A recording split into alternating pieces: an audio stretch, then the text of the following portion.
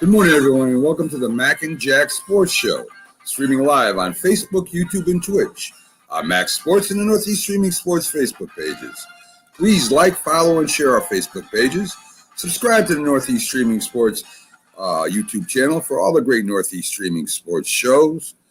We're also on Instagram and Twitter. Our website, nessp.info, for information on all the shows, our guests, bios, sports information stores, and links to those stores. I'm Mac, your co-host, my Mac, with your co-host, Jack Hirsch, legendary boxing writer and former president of the Boxing Writers Association of America, together bringing you national sports with special focus on Northeast professional sports from New York, Boston, and Philly. Today is our This Week in Sports show, Jack. How you doing this morning? Good, Mac. The Olympics, I think, are all over, and I think right now that they're doing the closing ceremonies in Tokyo because they're a lot of hours ahead. But as it turned out, hey, the United States won the medal count. I think it meant more to a couple of other countries like China than the United States, but the United States, edged them out. So we're proud of the performance of the United States. Way to go. USA cap on, right? Celebration. Yes. There you go. Celebrating the win. Yeah, we ended up getting 39 to China's 38 goals. We have 113 total medals, which dwarfs most countries. I think China's in second with 86. The host country, Japan, comes in third with 27 gold medals. And although I was watching some of the events this year, Jack, NBC is giving advertisers, or was giving advertisers, extra commercials because of the underwhelming ratings. 49% drop from the 2016 Olympics. Things that had to do with it, which a lot of personalities, experts, whatever you want to call them, they said that part of this, and a big part of it, was the demonstrations, Jack. That people that didn't bring really no new viewers in, and the more patriotic viewers tuned out. So they kind of learned a lesson the NBA kind of learned last year, that maybe protests aren't good in sports. Maybe protests should be held when they are, on a schedule where protests are presented, and people that want to see the protests go see them. So there was even, Jack, as you mentioned earlier, people actually commenting that I'm glad you lost to the soccer women's team, which is, to me, is crazy. I mean, I wouldn't, even though I don't like it either. I don't think protests belong in sports. I don't think social or politics belong in sports, in my opinion, anyway. People may disagree with me, but I would never comment and say, I'm glad you lost. I think a lot of people get upset. And I think NFL this year, Jack, is starting to go down that road a little bit, and we're going to see what happens with that. You're muted right now, Jack. Yeah, with the women's soccer team, they were kind of like a lightning rod. Mary Rampone, their biggest voice on the team. And before the tournament, they're talking about what a great protest they have planned. And that's not what the viewer wants to see. They want to see them proudly displaying the gold medal.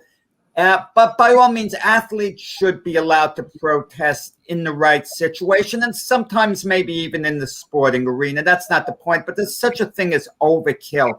Enough of it after a while. Enough of it, and people are entitled to tune out. Just like the athlete maybe is entitled to protest, people are entitled to tune out. And you know, with the women's soccer team, when they had the opening ceremonies, when the athletes marching in the stadium, the athletes who've done that, that has been a lifetime thrill for them to march through the stadium during opening ceremonies. The women's soccer team, the coaches ran a practice. So the women couldn't do it on the team because they were concerned they might have some type of protest to bring attention onto social justice or whatever. And it's absurd to have a practice during the opening ceremony. I can understand certain other athletes like swimmers, gymnasts, if you have to compete the next morning, some of them feel they don't want to be on their feet for so long. They need their rest. I mean, we kind of understand that. Listen, Mac, look at the U.S. men's basketball team. And this is what bothered me this morning. They came back, they won the gold medal. I was very proud of them. I was rooting from all the way, very proud of Kevin Durant, you know, our guy from Brooklyn Nets, and the other players.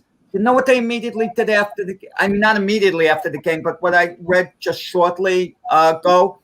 They were ripping into Kendrick Perkins because on ESPN, he was questioning them. He was questioning them because they lost 2 games right before the tournament. And the first game in the tournament, Kendrick Perkins was doing his job. Of course, he should question them. The team was floundering. Even the United States men's basketball team was questioning Coach Popovich. So now Draymond Green afterwards tells Kendrick Perkins, act like an American.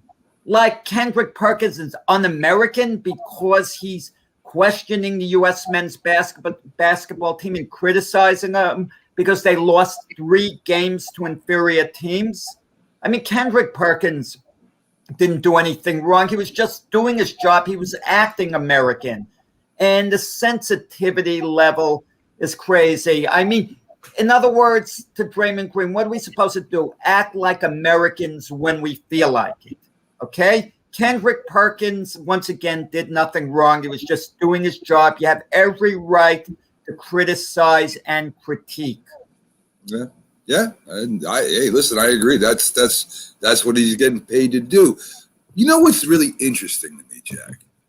And I don't think this is controversial to say. The women's soccer team has 1 black player on it. She's the goalie over there, right?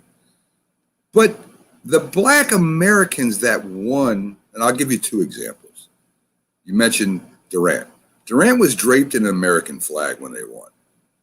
The female wrestler, the first black female wrestler to win a gold medal, was draped in a flag stating, I friggin' love living here and representing the United States. So it's interesting to me that the white players on the soccer team are the ones protesting, and you have black Americans draped in the flag. I don't know what kind of message that sends or what kind of message that is. It's interesting to me where the people that are not going through what they say they're protesting are protesting, and the people that actually have gone through it are wearing the American flag. Isn't that kind of a ironic thing? Well, you know, society has changed over the years from the Olympics. And listen, let's be fair about it. The 1968 Olympics in Mexico City, when John Carlos and Tommy Smith raised their fists in the Black Power salute, they got it bad from society. They got banned from places. They couldn't find a job. It was awful. But you want to know something? On reflection now, that protest had merit because they were winning a gold medal for their country, and then they would walk into a barber shop for a haircut and get turned away. They walk into a restaurant for a bite to eat and get sent out. Okay? Yeah. But we criticized them at the time, but we didn't take all that into consideration, you know, the way we should have. So on reflection, that protest was powerful, it was historic, it was good. We didn't see that at the time. Maybe these protests today, if we were going to keep an open mind, down the line are going to be looked at differently, okay? They're going to be looked at maybe less critically. You know, we never know. But the thing about it is the laws in the country are the same for everybody now. You can't imagine turning someone away from getting a haircut because of their ethnicity or whatever else. Okay. Imagine not allowing them into a restaurant. Imagine having a special bathroom for them, unless it's men and women, that's separate. But society has changed. The laws cover everybody now. So you can protest for justice, but under what laws? You can't make people feel a different way. You could get them to act a different way. And the laws cover everyone. So the police wind up getting picked on. And those guys have a hard job. Once in a while, they do foul up. An officer acts maybe a little trigger happy or something else like that. But if you look at the situations, and all of them are individual situations, you got to break it down little by little. It's an area I don't really care to go into too deeply because it's a societal issue and it takes a lot of time, and you can't do justice to it in a couple of minutes. But I will, as far as talking about that, it's going to close out in saying, I feel very firmly on this. We don't have a society that can sit down and communicate. All sides on the opposite spectrum have to be able to sit down and just talk without the fear of repercussions. Okay? They can't fear losing their job. They can't fear losing their status. Sit down and let's just have group discussions back and forth. Well, coming off the whole societal issue, I just thought it was interesting that, the people that were protesting are the ones that didn't go through it, and the ones that are wearing the flag are actually the ones that go through some of the problems that they have. Let's listen. Okay, getting back to the... It was just an interesting thing to me, Jack. So, Mac, but people forget. George Foreman, 1968. After John Carlos and Tommy Smith, he wins the gold medal. He waves the American flag. 10 months later, he makes his pro debut at Madison Square Garden. They are booing him to no end. Yeah. Booing him because they expected him to be so dominant for whatever reason. So, society is fickle. You have to consider that. Well, I'm just saying that was really the only thing I thought was very interesting. That's all. Okay. I didn't. Mac, don't get off the Olympics without me discussing the men's marathon. Okay, go ahead. Good. Discuss Kipchoge won the second Olympic marathon in a row, world record holder. I mean, great performance. That heat is awful. I really don't feel they should run marathons in conditions that brutal. Galen Rupp, America's best hope for medal, finished 8th. That's a nice performance, 8th. I mean, he won a bronze medal in the marathon 3 years ago. So to finish 8th might seem like a downer for Galen Rupp, but I think he finished in the top 10. So I hope people look at Galen Rupp's performance as being a good performance, not a failure. And to finish up with the medal race, because of the basketball championships with the women, the men, the wrestling, winning a lot of medals. That's how the United States kind of overtook Japan by 1. So it was a heck of a race for the gold medal thing. And like I said, Tokyo did finish, or Japan, I should say, finished 3rd. The MLB playoff race, Jack, right? So we're almost sure San Francisco, LA Dodgers, and the San Diego Padres are going to be in the National League playoffs in one way or another. They probably got, I don't want to say the 3 best teams, but they're pretty, I think they're pretty dominant over there. Love Milwaukee and San Francisco going at it right now. I think they're in the rubber game. Milwaukee giving San Fran everything they could handle, representing well. We know they're in. And in the East is really up in the air now, Jack. I mean, there's going to be no wild cards from there. So whoever wins that division is going to be in, and whoever loses comes in second is not. I don't feel is going to be in the playoffs. They still probably have a chance, but whatever. So the Phillies are like in a 7-game winning streak. Pags has got to be happy about that. They're hitting the hell out of the ball. The Mets are just falling like a rock right now. And with their help maybe coming at the end of September with the pitchers, I don't know if they even got a chance now. The Braves are making a move too, Jack, which is interesting.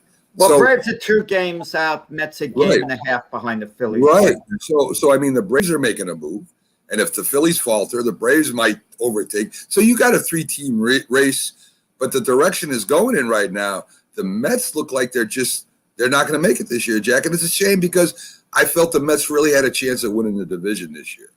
The Mets will turn it around. I mean, teams go up, down, up, down, up, down. The Mets have hit their worst patch of the season. They've been dreadful. They're going to hit a patch where they're playing really well. The Phillies are surging right now. The Phillies will go back to being basically an average team who's going to try to be a little better than average and hope that's good enough to win the East. Atlanta still hasn't gotten going. They still haven't gotten going. They're playing around 500 ball. They're only 2 games out. And you wonder whether they're going to take off or not. Is it just one of those years where they're going to be, they're going to stagnate the way they are now and just win a game, lose a game, win a game, lose a game till the end of the year, which won't be good enough to win it. But you're right what you say. They better win the NL East, one of these 3 teams, because there's not that wild card option that's there for them. The Yankees are 5.5 games out. Go right to the Yankees. They got the wild card option. I love you, Jack. In the AL East, the East has become. I just gave a tease, like a preview for a movie, man. Yeah, I wasn't giving away the movie. You're such a homer. I love you, dude. In the AL East, it has become a real good race now, Jack. Right? It looks like the Rays might be the division winner. The Red Sox sales is finally ready to come up. He did his last, I think it's his last game. He pitched in the minors, did a great job. But, I mean, you got the Rays, who are a very deep team. The Blue Jays are on fire. The Yankees are on fire. You could have with Seattle falling off, Oakland I'm not sure of. But it might be all the wild card teams come out of the East too, Jack, the way things are going, depending, of course, on Oakland. Oakland, I can't figure Oakland out. But Seattle's fallen. So it looks like you're going to have a first-place team out of the East and maybe the wild card teams out of the East too, Jack. I'm going to make a bold prediction. Okay, at the end of the year, this is what's going to happen. The Toronto Blue Jays are in 4th place right now. 7 games back are going to win the AL East. The Toronto Blue Jays and the Yankees are going to be on their heels, and they're going to be in 2nd, and they're going to grab a wild card spot. Now, I'm not sure whether Tampa from 1st is going to have the 2nd wild card spot or whether it's going to be Oakland. I'm kind of a little unsure. And the Red Sox are going to gently fall back in the pack. Here, the Red Sox president was criticizing the Yankees for their 2 moves picking up Rizzo and Gallo. Yeah. I mean, it just shows, the insecurity. What did he say? No, he was saying, I didn't read the whole thing, but he was critical of it. I think because the Yankees didn't give up elite prospects, how they can do it. He's making them out, without saying it, to be the evil empire, how they can get these guys. Listen, the Red Sox got Kyle Schwarber, a pretty good player. You got to be a little creative. Listen, the Yankees, when you think of it, all they did was change the culture a bit. I mean, they got Rizzo at first. They would have had Luke Voigt at first, so they were set at that position. And Gallo, the extra outfielder, obviously is very good. But the Yankees need another starting pitcher to get one. They didn't quite get it. But Cashman did a good job. And I don't think you should complain what other teams do. Look, the Padres thought they had Max Scherzer going to their team, that it was all but a done deal. And the Dodgers swooped in at the last minute and got Scherzer. The Padres aren't crying, complaining. Speaking of Padres, their young superstar, Fernando Tatis, they're talking about him coming back and playing the outfield because of his shoulder. He keeps hurting it. He's a young guy who just signed a 14-year deal. He's an elite shortstop, but are they going to make him a career outfielder?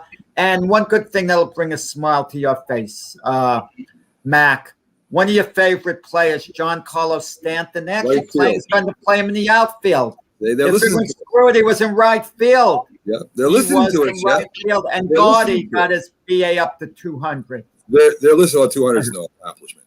But they're listening to us, Jack, right? We said that they needed left-handed hitters. They got them. We said they got to start playing standing outfield to own his money. They're doing that. I think they're listening. Our friends over there, Yankee, maybe passing it on to Cashman that, hey, this show's saying some things. You better start listening. So you'd be surprised the way word gets around. Some people listen, say they said this, that. And a guy like Cashman could be saying, well, what's Mac and Jack saying? Yes. I mean, the odds are he hasn't even heard of us. I mean, well, I'm saying it's possible that Cashman could be tuning in. He's especially like me, all the nice things I say about his GM work. So you can figure Jack really knows his stuff, but I don't have much use for Mac. Right. I guarantee you he says that. But, I'm just glad to see that they actually are using Stanton besides, a bookend on the bench and going up there every once in a while to hit. I'm glad they're actually. I'm going to tell you this too, Mac. Sometimes teams play a guy because they're paying him so much money. I don't think Stanton should have that right going forward. Play him as he performs. If he's performing okay, play him. If not, don't be so concerned about his feelings if he's on the bench a couple of games in a row. I mean, you have to play the best guys. You can't think, we have him for 7 years. We're going to have to work it out. We're going to have to justify the contract. Sometimes a guy like a Brian Cashman makes a decision to pay a player so much money, and they don't want to look bad by having the guy on the bench because it looks bad to ownership. So it looks better if the manager plays him, and they hope they could get at least some production out of him. Well, it's been the opposite with Stanton. They've been protecting him so much because of all the money he makes that they haven't been playing him. I mean, that's just the opposite of what you're saying there. I'm glad they are starting to play him. Well, at least for one game. Hopefully they decide to play him every now and then. And I guess he's an okay fielder. I haven't seen enough of him on the Yankees to say if he's a good fielder or not. But anyway, I'm just glad to see that the Yankees have kind of gotten a little groove going. Makes me a little hopeful, and we'll see what happens, Jack. I don't know. I think everything's still up in the air. I think first place in the West, in the NL, and in the AL is still up for grabs. I really do. So that's pretty cool that we got a good race going on in at least two divisions when they're winning anyway, not because they're playing 500 ball. Hall of Fame, Jack. 2 classes going over the weekend. Yesterday, they had about 20 people going, one of the biggest classes ever. Today, they got another ceremony for the 2021. Of course, we know that's because of the COVID last year. They didn't have the ceremony. Some interesting things from there. I mean, a lot of people with their speeches and everything. But the Steelers had Coach Cowder, Donnie Shell, and Troy Polamalu. I said that totally wrong. Polamalu went in. All three well-deserved. Donnie Shell, kind of from the older Steelers, a good defensive back. Polamalu, who played on a lot of winning teams. He went to the Super Bowl once. One of the most fierce competitors I've seen play defensive back in my time, anyway. So that was interesting. Jimmy Johnson goes in, kind of saying to Jerry Jones, "Hey, let's kind of just, it is what it is. We both won," which is pretty about time, really. And Isaac Bruce, wide receiver of the Rams, lost his notes, and he still went on and did a heartfelt speech. Well-deserved awards. Drew Pearson gets in finally, a great receiver from the Dallas Cowboys. So, I mean, a lot of the Dallas Cowboys Steeler connection still going on there, right, Jack? I mean, I'm not sure. I think the Packers have the most Hall of Famers than any other team. I'm almost positive about that. But Dallas and Pittsburgh, they have a lot of Hall of Famers on those great organizations from the 70s all the way up into the 2000s, Jack. Yeah, I mean, it would be a good question to ask. Who's had the greatest franchise since the 1970s? You can't say it's the Cowboys. They've been lacking since the mid-90s. I mean, they've had a good year now and then. But the Steelers have been really consistently good. Yeah. I mean, and we talked the other day with the Steelers, in the last 50-plus years, they've only had 3 head coaches. Yeah. And Chuck Noll left on his own terms and he wanted to get out. Bill Cowher left on his own terms and he wanted to get out. Mike Tomlin is under absolutely no pressure at all. Okay, well-respected coach. Dallas has had a bit of a coaching carousel. Not that Jimmy Jones has had his finger on the hot button, because he's had patience with guys too. He hasn't fired guys so quickly, but there have been a lot of changes over the years for whatever, reason. I mean, in this year, it's going to be interesting with Dallas, with Mike McCarthy, if they get off to a bad start, whether he's going to last or not. Jimmy Johnson getting into the Hall of Fame, it's deserved. But what drives me crazy is when people get there and reminisce like old players, and even Jimmy Johnson was guilty of this. Oh, had I stuck around, we would have been winning so much more, blah, blah, blah. Listen, he was there 5 years. They went from worst to the best. They won the Super Bowl his last 2 years there, and they won the Super Bowl 2 years later under Barry Switzer. But people are saying if Jimmy Johnson was there, it would have been 4 in a row. But you want to know something? The year they didn't win, they played a top-of-the-line San Francisco 49er team with Steve Young, Jerry Rice, and other great players, and they lost to them in a hard, tough game. So I don't want to hear, well, Jimmy Johnson would be there. He would work his magic. Was he going to work his magic the way he did with the Miami Dolphins, where he was 38-31 under 4 years? He took over a playoff team. I'm counting the playoff wins as well. If you eliminate the playoffs, he was 36-28 during the regular season, but he took over a winning program when he did that. And when he played the Dallas Cowboys head on as the Dolphin coach, the Cowboys beat Jimmy Johnson. Okay? Jimmy Johnson was a good coach, a fine coach. If I were an owner, I would seriously consider him to coach my team, or maybe being a GM or in charge of player personnel. He's a great football guy. But let's cut out this nonsense about, well, if Jimmy Johnson were there, they would have won 4 Super Bowls in a row, maybe 5, maybe 6. Hogwash. I mean, the Dallas Cowboys would have basically been the same. I can make the argument they wouldn't have won that 3rd Super Bowl 2 years later if Jimmy Johnson would have been there, and that would have made sense for me to say that. But why don't I make that argument? Look, they could win without Jimmy Johnson, and now I hear, well, Barry Switzer won with Jimmy Johnson's team. Okay, so that means if Barry Switzer lost, would Jimmy Johnson get the blame for that? Because he lost with Jimmy's team, so let's blame Jimmy. That would be ridiculous. Just like it is, give Jimmy the credit because Barry won with his team. I mean, come on. Well, Jack, backstage right now we have Robert Butler from SportsScope, who, by the way, Robert goes to church right after this show, and I think it's because of you, Jack. I think you corrupt Robert, and Robert has to go cleanse his soul because after talking to you, he's got to go to church, and I believe that's the case. So let's bring the host of SportsScope up, one of the best shows on the internet, Robert Butler. Hey guys, I gotta chime in on that Jimmy Johnson. I mean, he won 3 straight playoff appearances with Miami,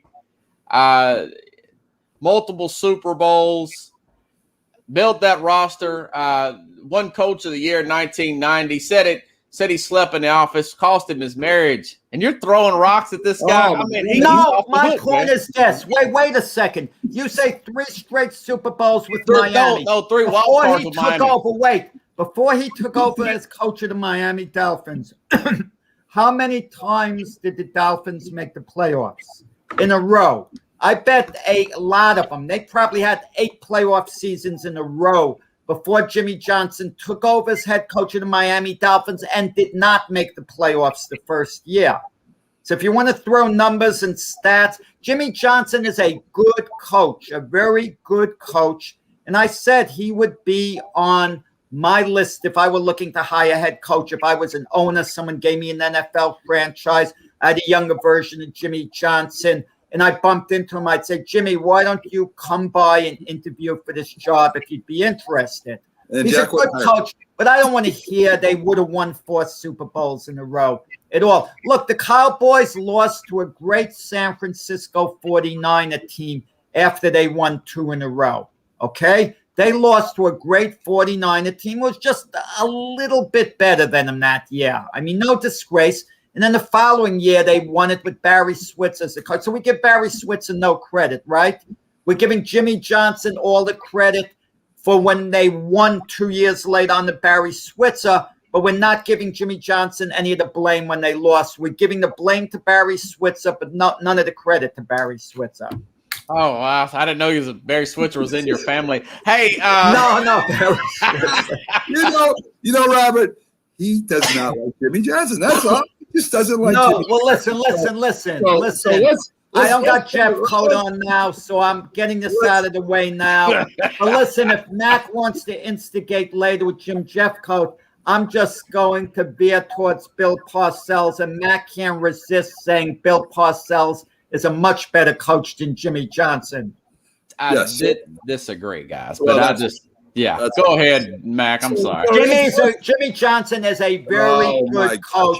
He's a worthy Hall of Fame candidate. Congratulations for him for getting in. I'm going to end what I have to say on this, but let's not hear any of this talk. Well, if Jimmy Johnson continued to coach the Cowboys, they would have won multiple Super Bowls more. It wasn't going to happen. Well, they would have won more than the Patriots. No, I'm kidding. Nobody knows. You know, Jack, we'll never know because he didn't stay with the Dallas Cowboys. And maybe they would have won a couple. Who knows? Who cares? I mean, it's not that big a deal to me. The man made the Hall of Fame, deserves to be in the Hall of Fame for his accomplishments. So do a few other coaches that haven't got in yet, but that's for another day. Robert, what interests me, and you know me, I like looking at weird things a lot, you know, because a lot of things in sports is like a microcosm of life, right? So what's really interesting to me is we'll have fans of players mainly that for some reason feel more sorry for them. We're talking a high-paid celebrities. It's the same with actors and singers. Yeah. Right? They get wrapped up in their what's shown to them in their lives. And when we have these same people some of the same people, not all of them, that will walk past a homeless guy and not blink an eye, that, you know, will know there's a family that needs help in the holidays, and they know this and really won't help them. And they'll even not be upset about orphanages. I mean, there's so many causes and there's so many different things that you could throw your attention to and to work on.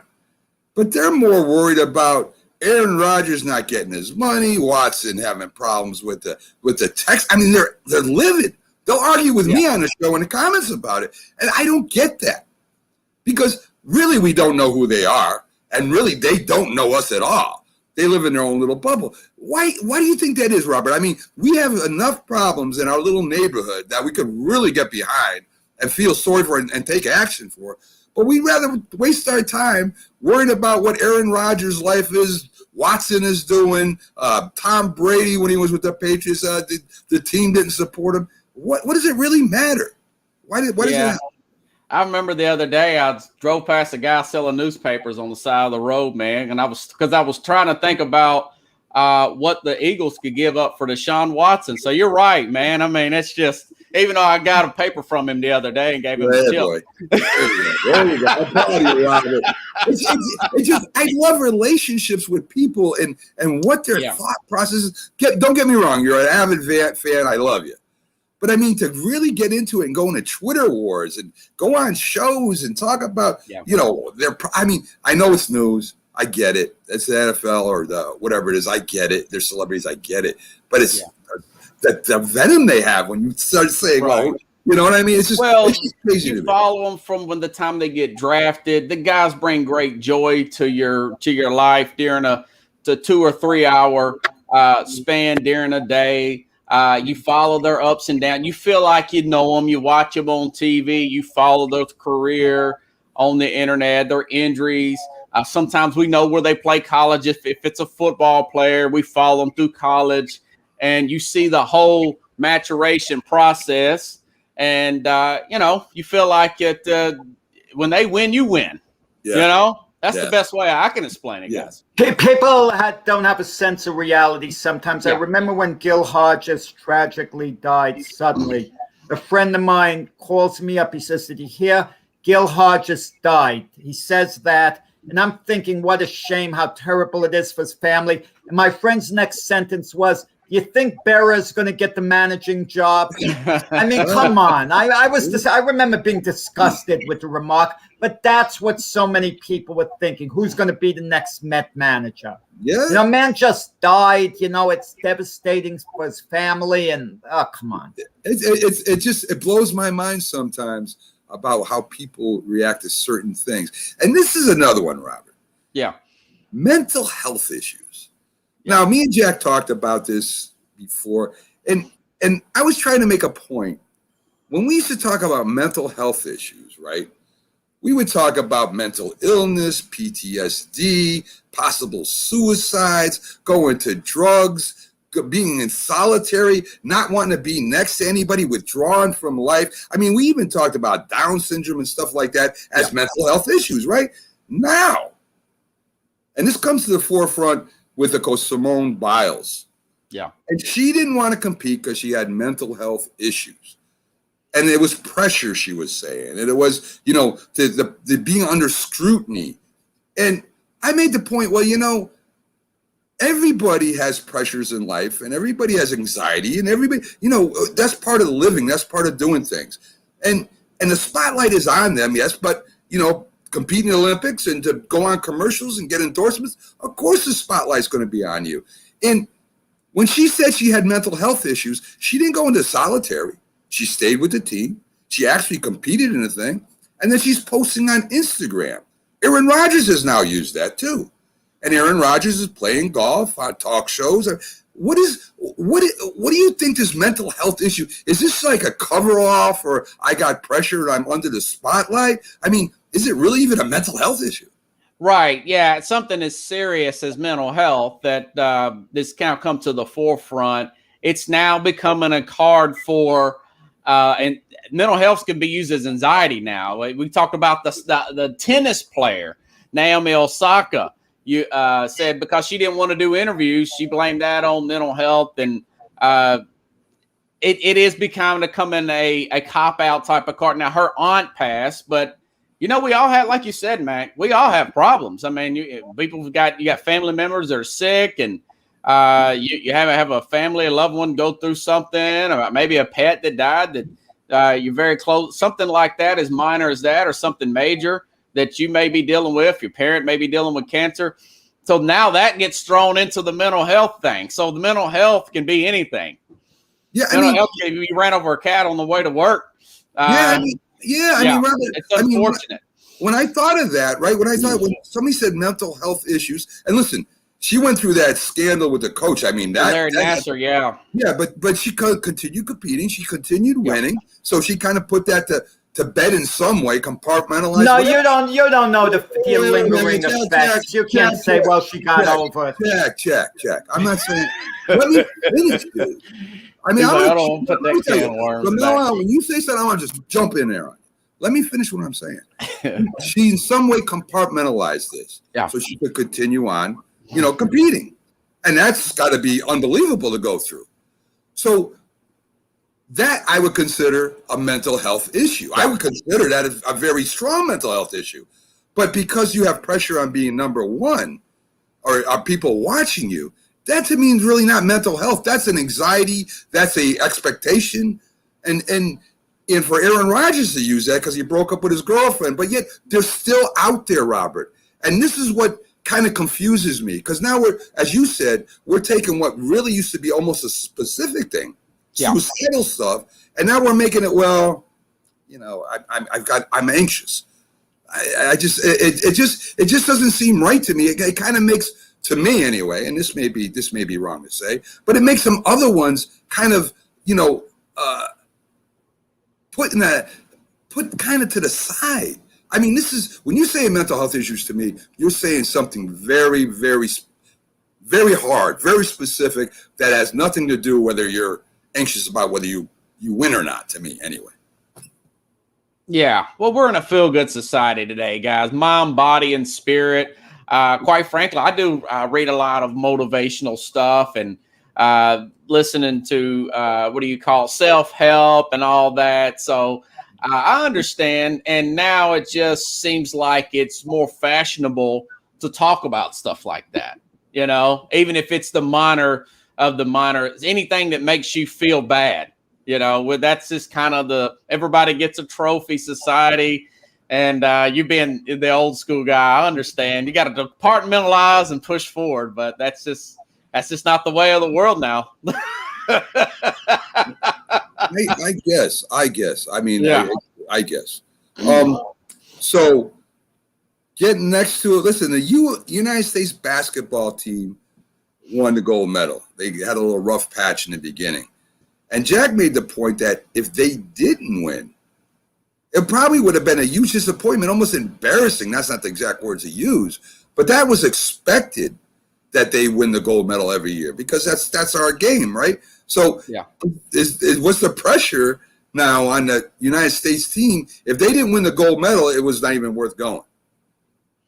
Yeah, I mean, I think so. I mean, you look at the other teams. I think most all-stars on another team was like 2, and our whole team is all-stars, you know, of NBA players. So, yeah, I would say so. My whole thing about it is I think that players were just getting used to dealing with a rigid guy like a Greg Popovich, if you ask me. Nobody knew the role. And, of course, you know, the other teams had more time to practice and everything because they're national teams. I get that. But really, I think it was more the Greg Popovich thing once they realized what he wanted because he's not approachable. I mean, he's just getting more and more grumpy. He's snapping at reporters. Yeah. I mean, he's just, you know, everything is a bad question to this guy. I think he's always been a little snappy, but in a humorous way. And his way of humor. I mean, I think it was Greg Papa. I'll be honest with you guys. He's just kind of getting grumpy. Is that guy that says "get off my lawn"? Is that what you're saying about? I think that's what it is. Yeah. I mean, and finally, everybody knew their role.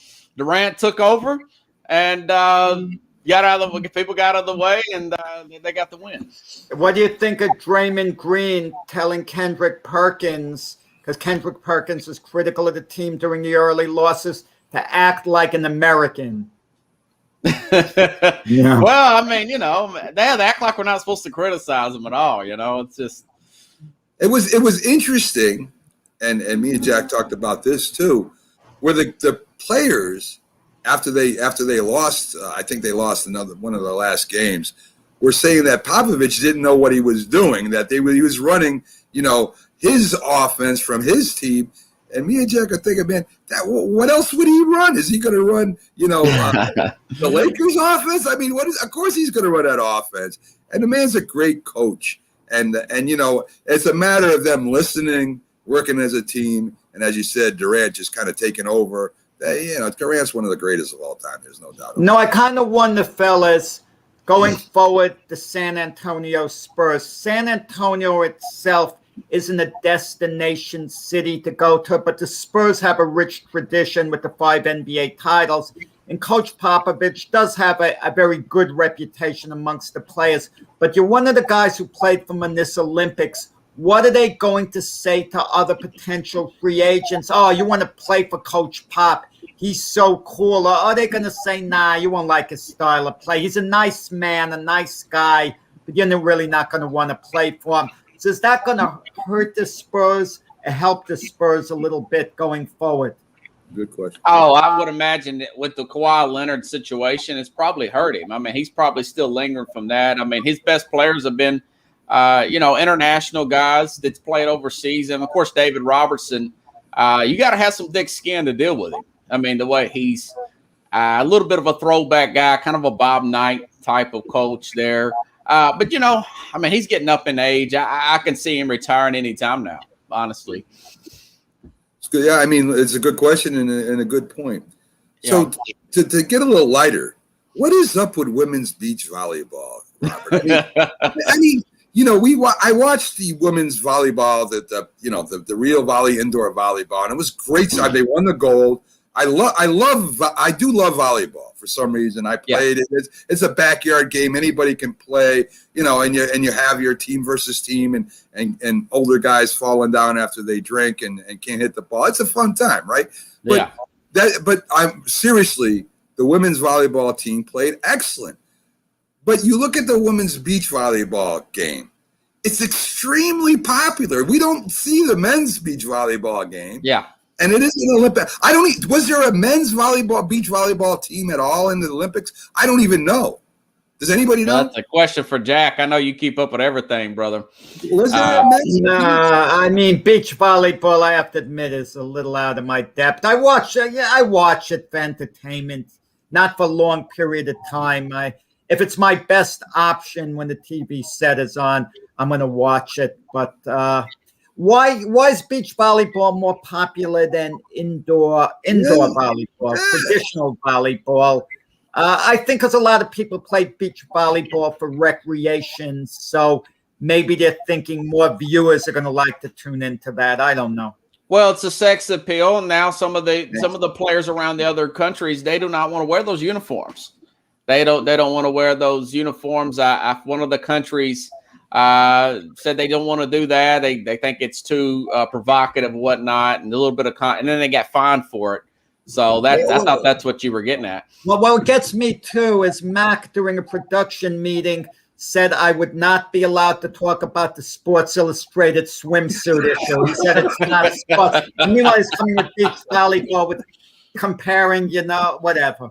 I'm not saying anymore on the topic. It just seems to me.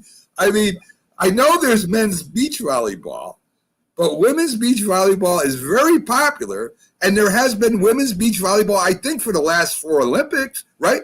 Am I wrong? Yeah. I mean, we had our two girls. I mean, it is competitive, don't get me wrong, but so I would imagine so is men's beach volleyball, and I seen that on TV, I think, once. And I see this on TV all the time. So it's very interesting to me. You know what's interesting, guys? You talk about a pay scale and you talk about equality. I'm not a believer in complete equality of pay scale. It depends what's more of an attraction. For example, women's beach volleyball, I believe they deserve more money than men's beach volleyball because they get more viewers. Women's figure skating is more popular than men's figure skating. I believe they deserve more money. Women gymnasts are more popular than the men gymnasts. I believe they deserve more money. Women's basketball players don't deserve as much as NBA players. I mean, because they're not as popular for whatever reason. So it all depends, I think, on the sport. For whatever reason, it takes on a certain popularity. Some genders are more, appealing than the others within the sport. Right. Whatever the books are bringing in, it should be divvied out. Full disclosure and salary should be divvied out properly. You shouldn't have to pay the men's skating just what you pay the women's if it's not the draw. I mean, that's just the way of the world. And I don't know why women should be irritated with that, or men for that matter, if they were want to get paid as a professional figure skater. I agree with that. And and the last thing, it's got to be because men are watching. Let's be honest. Well, of men course, are watching the figure skate, the female figure skaters more than they are the male, and they're watching the women's beach volleyball team more than you know what I mean? I don't even know if women watch the beach volleyball or not. They probably don't even watch it, for God's sake. I'm not, that's a blanket statement, but I would imagine that men are more interested in that than women because, as you said, the sex appeal. I was just trying to have a little fun. Well, it is. 3-on-3 basketball finally became a Olympic sport competition, and it is a sport. And, I've watched this besides the Olympics. And I'll tell you, it's pretty exciting, Robert. I don't know if you've ever watched it. If you ever watched it, there's a lot of former NBA stars that are on teams that play this. And there are 3-on-3 basketball teams that aren't NBA stars that are really good. And it's a great competition. I think this is one of the games that they should keep in the Olympics. It's very competitive, very fun. Yeah, I'm a fan of Ice Cube's Big 3 League on CBS now. They did strong in their ratings in 2019. COVID shut them down. last year, but this year you got guys like Joe Johnson in there. Andrew, what's his name? Barbosa used to play for the Golden State Warriors. I like it. I'm recording it every week, the Ice Cube League. So as far as the Olympics, totally for that. And Big Three's been coming on during the middle of the summertime in July. Like I've told you guys, I don't know why the other major sports don't have competitive sports in the month of July. I tell you what, the way it's set up, it's fun to watch. It's fast paced, and I'm sure it'll be a good Olympic draw too. Yeah. I mean, you got Stoudemire. Mari Stoudemire. He plays in that league. You know, it's interesting. Some of the broadcasters, I see Kevin Garnett, I think, with volleyball as an analyst. Randy Moss, something else. It may have been equestrian or whatever. And it's kind of nice if they can learn about it. But are they the foremost experts? If I'm watching a boxing match, the boxing competition, and I hear Kevin Garnett is sitting there being the expert analyst, but it used to be done that way years ago when they'd have the big heavyweight fights. You know who used to be the analyst? Jim Brown, the football player. And it was a different culture, but you want someone with a background. If someone's doing the NFL games, I don't want Mike Trout in the booth as an analyst, but because he's a big Philadelphia Eagle fan. But whatever. So, I mean, for the smaller sports, Olympic sports, maybe getting one of those names holds on to viewers a little longer. You say, hey, I want to hear Kevin Garnett speak. So you might tend to watch a little longer than you would otherwise. Well, these amateur boxing matches, I know you guys don't really like them, but I thought it was pretty interesting. Like Snoop Dogg was calling one of those where you had like the singer versus the basketball player, the YouTube guy, Jake Paul. It was interesting, though. I'm glad you're filling me in because I didn't watch Rob. I watched analysis, but I'm glad to hear you did a good job. Kudos to Snoop Dogg. Yeah, me and Jack discuss this all the time. I'm starting to accept that it's just entertainment. It used to tick me off to no end. It's entertainment. It's not real boxing. But, to me, it kind of puts a kind of a WWEF, whatever it's called, now, spin on it. And that's really not boxing, but you got to accept it for what it is. Jack has talked me into it. It's taken me a while to get over it. But, so, Robert, that's about it for this week. Real quick question for you on the new Hall of Fame, the new Olympic sports. Now, I said they should keep 3-on-3. What do you think about surfing? Bicycle riding, the X kind of game thing they had there. Mm-hmm. And there was one more, virtual martial arts. What'd you think about those? Well, I didn't watch a virtual martial. I thought you was going to ask me about the rowboat thing. I thought that was pretty interesting. I was walking through one of my medical buildings the other day, and they had the NBC had all those rowboat or whatever. You got the team trying to. Before that's been in the Olympics, but I thought that was still interesting to keep around. That's good, but how about surfing? Do you think that's a really a valid Olympic competition? I tell you what, it takes skill, man. I tried that one time, and I end up falling out, and you don't know what you're going to run into out there. You're battling whatever's in the ocean, and you're battling away. Hey, John, I think it's crazy. Think about how dangerous snowboarding can be, guys. Yeah. Skiing. I mean, that's just I couldn't afford to do any of those sports. Yeah. But it looks dangerous as all get out. Yeah. Yeah. I just think some of them. I mean, it seems like every Olympics they try a few new sports, and I did like the 3-on-3. It's very exciting. I thought that maybe that the virtual karate stuff was just a little out there. That's really that's over the top. Now, side note, I was watching the new Cocaine Cowboys on Netflix. And one of these drug lords was a highly competitive speedboat racer. Really? We're talking 120, 30 miles an hour in water. That looks extremely dangerous. Yeah, I would like seeing that. And I watched them flip them things, and I imagine being a drug lord, you have to drive the boat pretty fast. I mean, you're probably doing that a lot, being running drugs. I would imagine. Well, the guy was on ESPN on Sunday and wanted by the FBI on Monday. It's really interesting. That's great. That's great. Hey, listen, he wants that fame, right? Yeah, he got it, unfortunately. All right, Robert. Now you can go to church and get your soul cleansed after being on the Mac and Jack All Sports. Football's around the corner, my friend. It started 5 really. weeks, I mean, guys. 5 weeks. It's- 4 it's- weeks from college. You're right. You are 100% Looking forward right. to that Minnesota-Ohio State game. That's going to be a good one. 4 weeks. I think you're right, Robert. I think you're right. Thanks again for joining us, Robert. We'll see you again next Sunday. Always fun having you Thanks, on. Rob. Yes. Thanks, guys. Have a good one. Have a great one. We'll see you next week. There you go. So Robert Butler joined us with his take on things, Jack. And folks, we got Jim Jeffcoat coming in right after the commercial break, hopefully. And we'll talk some more. In fact, we'll talk a lot of football, Hall of Fame, and a couple other things. So right after this, Jim Jeffcoat will be with us. We'll take a quick break, and we'll be back after these messages. If I can find these things. We'll be right back. Oh, my God, Jack. There we go. Be right back, folks. If you served honorably in our nation's armed forces and you're looking for a way to continue serving your fellow veterans in your community, then join AMVETS. Each year, AMVETS members volunteer millions of hours at VA healthcare facilities from coast to coast, helping to improve the lives of their fellow veterans through the VA Voluntary Services Program. AMVETS posts and departments also participate in a wide variety of community service projects, ranging from Americanism in our schools to supporting the Special Olympics and Boy Scouts of America. If you no longer wear the uniform today, you can still serve through the AMVETS by joining today at amvets.org. Hi, Grandma. What's for dinner? Hey, honey, I'm making stew tonight. Ooh, can Nina come over?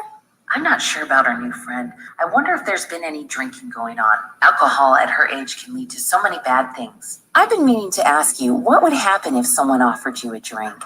Grandma? This is hard. She's so young, but I know I need to talk to her about it now before someone tries to give her alcohol. If anyone ever does offer you a drink, I want you to say no.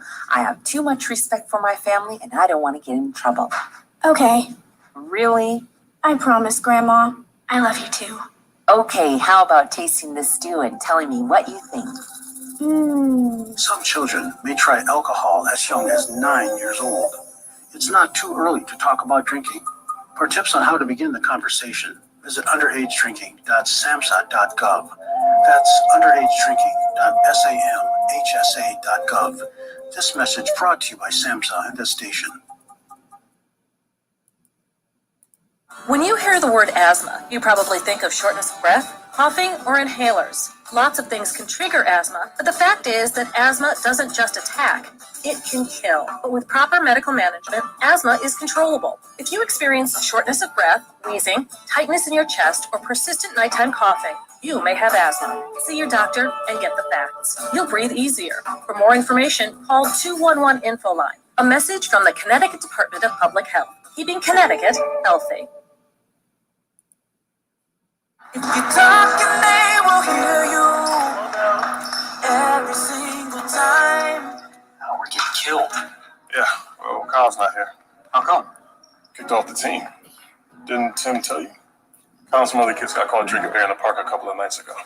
Really? Yeah, 0 tolerance. He's out for the season.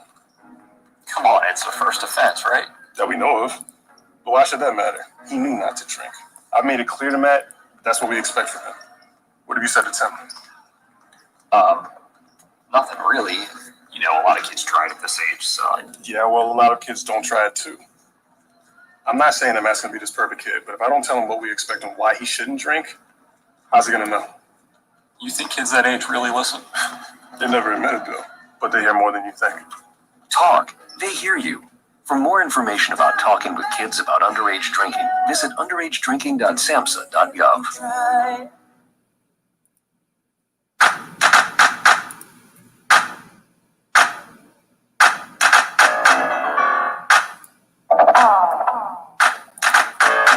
Good morning. You're listening to the Mac and Jack Sports Show on Northeast Streaming Sports.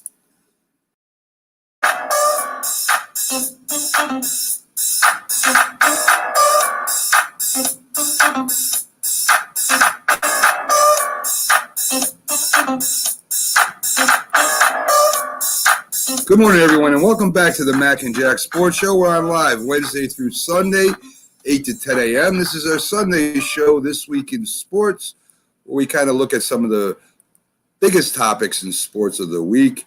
We've gone through a lot of stuff, kind of generic. We bring in right now one of the legends of the Dallas Cowboys, a two-time Super Bowl winner. He was also a Hall of Fame inductee. We're talking about the Hall of Fame. And inductee, I should say nominee. He will be inducted pretty soon, I think, Jack, anyway. But Jim Jeffcoat from the Dallas Cowboys joins us in our second hour. So let's bring on Jim and see what's going on. How you doing, Jim? Hey, Jim. I hope you weren't listening to the whole show. Listen, I think you're muted, Jim. Jim, I think you're muted. Check your mic. Let's see. Try again. I think Jim agrees with the stuff maybe, I was saying earlier. So maybe that's why he's muting and he wants to go on. I mean, I don't know. There you go. I think you almost had it, Jim. Nah, I still can't hear you, my friend.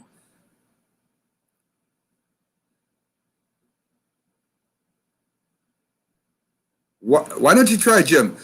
Jim, try going out and coming back in again. Maybe it's just a connection. Try that real quick.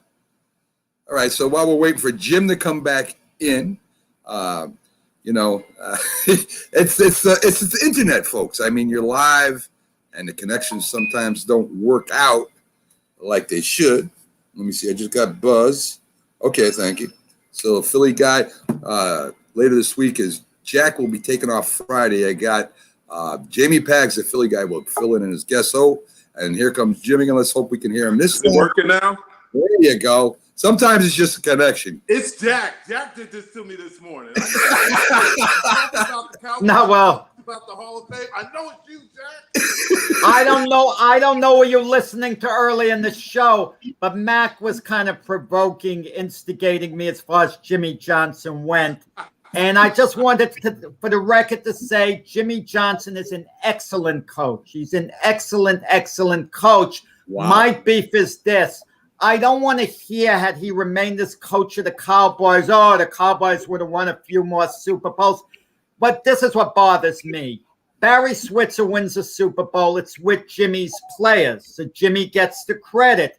But the year before, and you were on that team, when you didn't win the Super Bowl, Barry gets the blame. Jimmy gets, it doesn't involve Jimmy.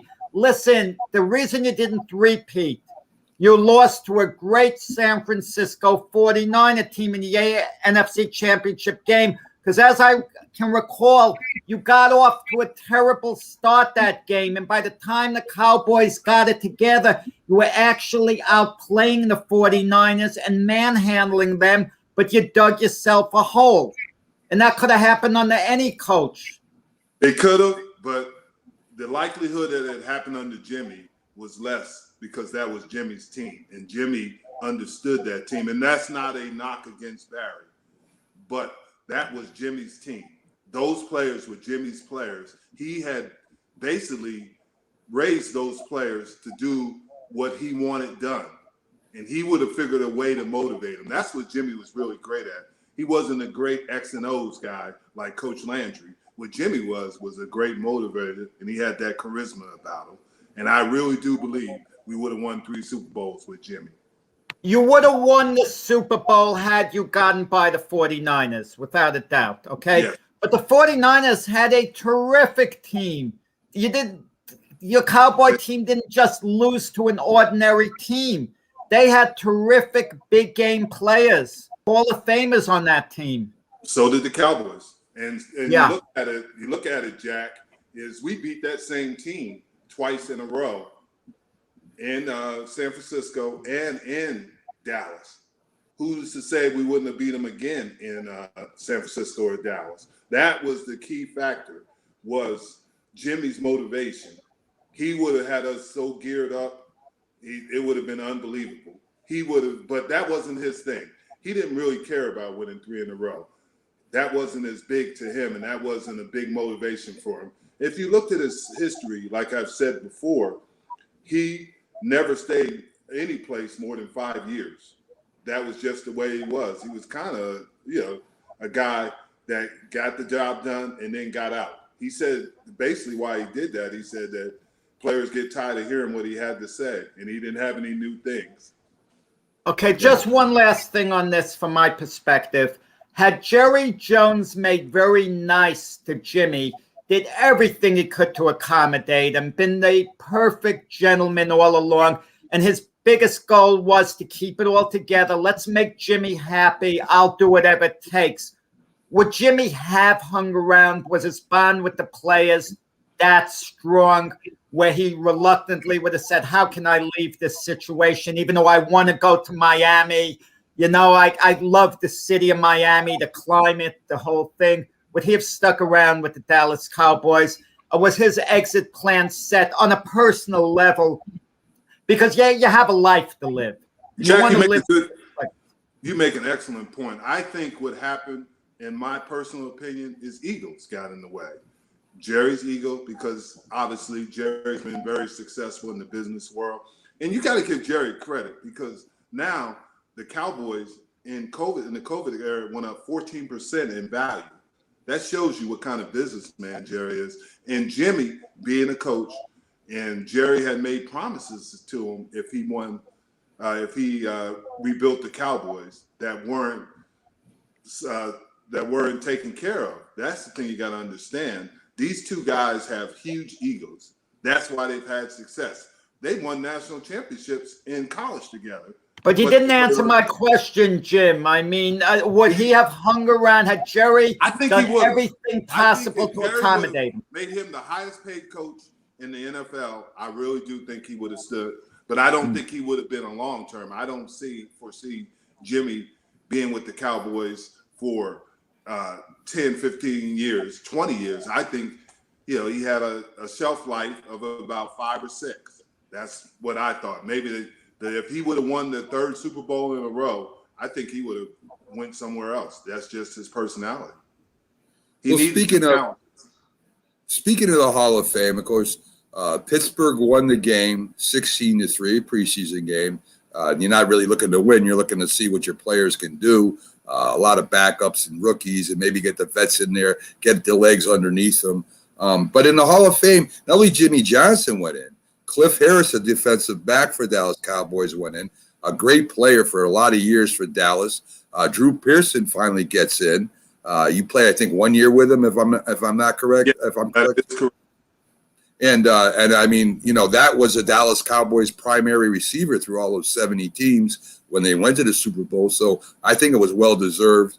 He was their primary threat. So that I think was all well deserved. Let's talk about the Hall of Fame game in preseason. Now you played as a player in preseason games, and you also coach. We don't bring that up a lot, but you've been a coach in professional football. And I imagine you guys had practices, and I don't know if you guys had a preseason or not, but I think in the evaluation of a team, and as a player and as a coach, Jim, what is the benefits of this? How beneficial is the preseason? It's very beneficial, and that's what people don't understand. Even players don't realize that. From a player standpoint, they say, well, I'm saving my body. Well, there's reasons why. The acclimation to getting hit. The problem you have with preseason is you get paid preseason salaries. And that's why players don't like it, is because they know if they make it to the season, then they're getting their regular salaries. And that's the difficulty in it. And you got to have a happy balance. You got to be acclimated and prepared for the season, but you also got to take care of your body. And that's what coaches are doing now, is taking care of these players' bodies. So I have no problem with that. It's just that you got to do enough to get your body ready for the pounding of the season, especially now that it's a 17-game season. As you said, there weren't a lot of star players in there. DeMarcus Lawrence was out. Amari was out. Obviously, Dak was out. And you don't want to take that risk if they have a little dings and bangs, because that's not what they're there for. They're there for game week 1 and preparing themselves for that. But you got to have a happy medium. You got to get your timing down. And that's a lot of Marv Levy, he kept you on the bench preseason. Then he said, Jeff Colt, we didn't bring you over here to play preseason games. Exactly. but he had older vets, and the older vets know how to take care of their bodies. They know how to prepare for a season, but the younger players don't understand that. And it's still, I really believe that the injury thing is if your body gets acclimated to being hit and the things that you have to do in football, then there's less likelihood of a serious injury. I didn't get injured until my 15th year in the league when I had a scope, and that was in Buffalo, and that could have been age. But it also, I didn't play a lot in the preseason, and the acclimation period to me is important. Yeah, I mean, I know that the fans really don't like it because that's part of their season tickets. I know some vets don't like it. I think part of that, if I'm not mistaken, Jim, is because, you have young players in certain positions that are challenging you for that, for that spot.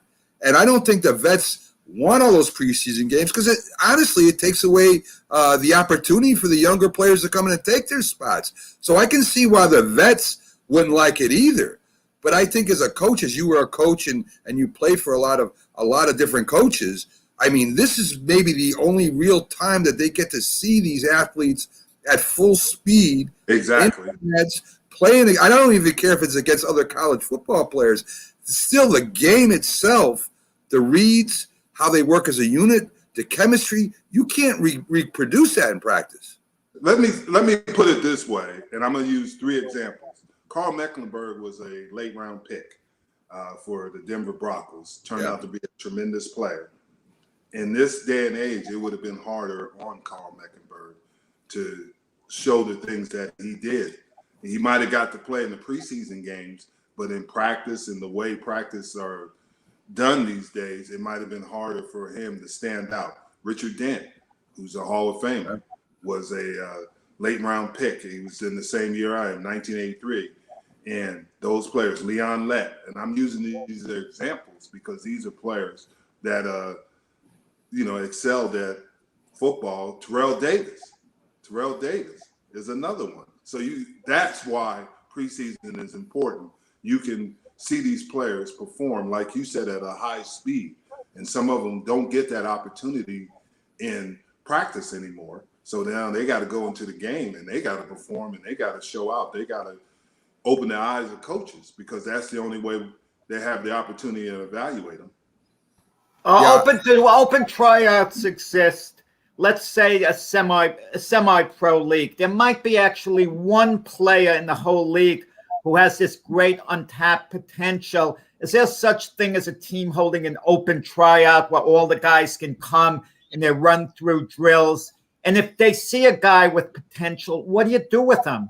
He's not going to make the roster that year in all likelihood. Could he nab a spot on the practice squad by some chance? That's exactly right. And a lot of times you can tell which ones that they're doing that with. If a player performs well in the early games, you'll notice they'll say, well, we're trying to get our vets more work. But what they do is they're hiding that player because every team in the league gets those preseason games. And another team may say, hey, if they don't want them, we want them, or they'll stash them, like you said, on the practice squad because they have to release those players. And if they get picked up by another team, then they lost a player. And that happens all the time because everybody's looking at, they have all their scouts looking at the preseason games and maybe find that last player on their roster that may not be as effective as the player that got cut. And you see that all the time. Well, you mentioned Richard Dent. You mentioned, Leon Lett. I mean, the list. I went back one time because we were following a guy that was a Giants walk-in, and we got to know the mother, and he signed his little contract, and the Giants shipped him the equipment to work out with, and he played for Maryland. He was a second stringer because they had so many running backs, and if he stayed in Maryland, he would have been the number one running back, but his agent talked him into coming out early. So he didn't get drafted. The man was averaging in college like 10 yards per carry, was playing special teams, ran for a bunch of touchdowns. And this guy got a chance. He was they were writing about him in the New York papers of how good this kid was. Well, he still doesn't have a job or have a team, even though he had a chance of getting on the Giants squad. And, you know, I look at stuff like this in today's football, the limited opportunity. You would have no Victor Cruz. You may not have a Richard Dent if it was run the way it's run now. I went back, Jim, and I looked through the history. I mean, you're talking from the 50s on, the players that came in, not only that became Hall of Famers, but were Super Bowl MVPs. The Pittsburgh Steelers linebacker, I got a brain freeze on him, that made that interception during the Super Bowl, is now a Hall of Famer, was a walk-on. I mean, there are so many different players throughout history that all of a sudden they're Hall of Famers or MVP. Kurt Warner's another example, right? Kurt Warner was out of football. Yeah, he got Johnny Unitas, but that was the old days. But you're right. So I mean, that's my point is that some of these guys that have, and that's why these spring leagues are so important now, and to get the spring leagues up and running, because now they have film, and somebody might take it. Is it Tyler Henke, the one at the near Washington Redskins? Yeah, he was in the spring league, and he didn't even start in the spring league. Yeah.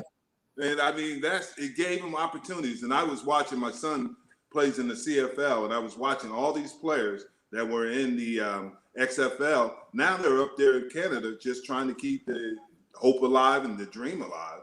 Yeah. I saw some of his tweets and everything, and that he was following you. And for folks out there, Jim Jeffcoat and Byron Williams will be having a YouTube show for Northeast Streaming Sports. I think we're starting September 1st. And YouTube special was going to be called J&B Talking Shop. Yes, and I can't wait to get that out. Jack, you're going to be a guest on it. Listen, if you need once in a while someone with great football expertise to help you guys out, we're friends. So I'll make the time. Appreciate that, Jack. But listen, I mentioned something to Byron. I asked him a question. And he was trying to be diplomatic, and I don't blame him because it was a hard one to answer. It was in relation to you when you got clipped, when you said Buddy Ryan ordered you to get clipped from behind and you got injured. That kind of bothered me. Number one, obviously you had to be told that he intentionally did that because there's a certain bond with players, even on opposite teams to an extent. But if you think of this situation, Jim, and I don't know what the answer is with me. I'd say no, I would never do it, but I'm not in that spot. If you're playing for Buddy Ryan and you don't carry out his order, his bounty, and you're a borderline player, he's going to cut you from the team. You're gone. But if you do what Buddy Ryan says, you become one of his boys. He likes you. You got a spot on the team. But meanwhile, he's trying to injure another guy, hit him from behind like that. I mean, do you blame a player for doing it or not doing it? I blame him for doing it, but I can understand he's battling for survival, his roster spot, and that might be on the line. But here's another example. We were in a game against the the Eagles at Texas Stadium, and it was the end of the game, and the Cowboys were losing. Obviously, the Eagles were winning, and it was the last play of the game. And normally, what do the quarterbacks do? They kneel. So Randall Cunningham comes up to the line and says, hey, but I don't want to do this, but Buddy told me to throw the bomb on you guys and throw it deep instead of kneel. And that's what Randall did. And they completed it for a touchdown. That was the kind of personality that Buddy Ryan was. You know how I blame Randall Cunningham? Jim, you know what I would have done? I would have passed, but I would have made it a point to overthrow the receiver and make it look good. Just barely overthrow him. Okay, that's how I would have handled it. Yeah, but you say that, but like you said, it was a situation where the coach gave you an order and you have to follow that order. It was Randall Cunningham's position was secure. There's a difference between Buddy Ryan wasn't going to kick him off the team or demote him to second string quarterback. Okay, but a guy who's a special teams player who's trying to make the team, do you carry that on? There's a difference between throwing a pass and embarrassing a guy as opposed to trying to injure him. There's a competitive part of football. You don't really want to injure anybody, But some guys don't think about it like that. Some guys will do whatever they have to do, and they don't think twice about it. That's just personalities of people. And certain people will try to injure you and will try to hurt you. I mean, that's just in any sport, you know.